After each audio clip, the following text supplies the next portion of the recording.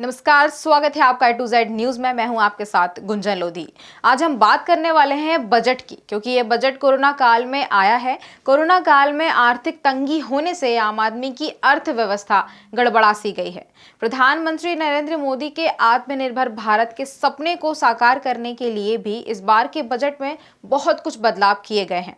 इसकी खातिर सरकार ने वैश्विक कस्टम ड्यूटी में बड़े बदलाव किए हैं, जिससे घरेलू कंपनियों को फायदा होगा। इससे भारत को ग्लोबल वैल्यू चेन का हिस्सा बनने में भी मदद मिलेगी।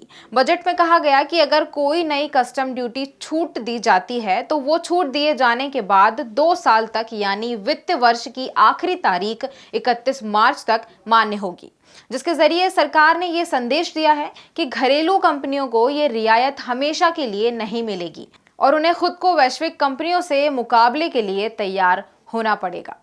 आपको बता दें कि ये बदलाव खास तौर पर mobile, iron and steel, chemical, auto parts, renewable energy, textile, MSME के बनाए प्रोडक्ट्स और एग्री प्रोडक्ट्स के लिए किया गया है। सरकार चाहती है कि इस क्षेत्र में देश की कंपनियां घरेलू जरूरत पूरी करने के साथ वैश्विक बाजार में भी हिस्सेदारी बढ़ाएं।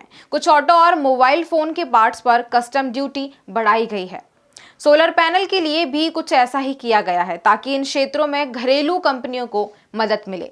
सरकार ने शराब सहित चुनिंदा प्रोडक्ट्स पर agriculture, infrastructure and development cess भी लगाने का प्रयास किया है। क्या इससे आत्मनिर्भर भारत के सपने को पूरा करने में मदद मिलेगी? इस बारे में इंसर्ट एंड यंग के पार्टनर विपिन सहरा कहते हैं कि देसी मैन्युफैक्चरिंग कंपनियों के लिए पहले से प्रोडक्शन लिंक्ड इंसेंटिव यानी PLI स्कीम चल रही है। ये कदम भी उसी दिशा में उठाया गया है। उन्होंने कहा कि इस साल के बजट में भारत को इलेक्ट्रॉनिक हब बनाने की नीयत दिख रही है, इसलिए ऑटो और मोबाइल पार्ट्स के सभी अन्य इलेक्ट्रॉनिक प्रोडक्ट्स पर कस्टम ड्यूटी बढ़ाई गई है।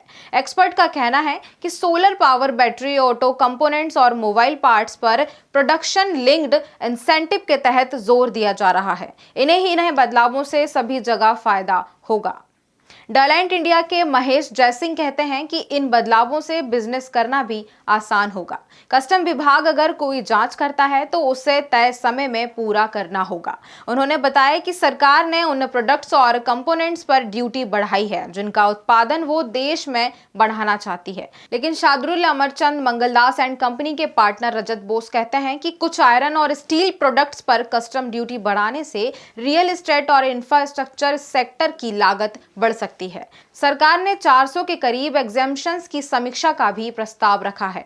उनका मानना है कि इन्हें जिस मकसद से लाया गया था पूरा हो चुका है। इनपुट टैक्स क्रेडिट या अन्य छूट का फायदा उठाने के लिए फर्जी बिल देने वालों पर जुर्माने का प्रस्ताव बजट में किया गया है। इसी तरह की खबरों के लिए बने रहिए हमारे साथ। नमस्कार।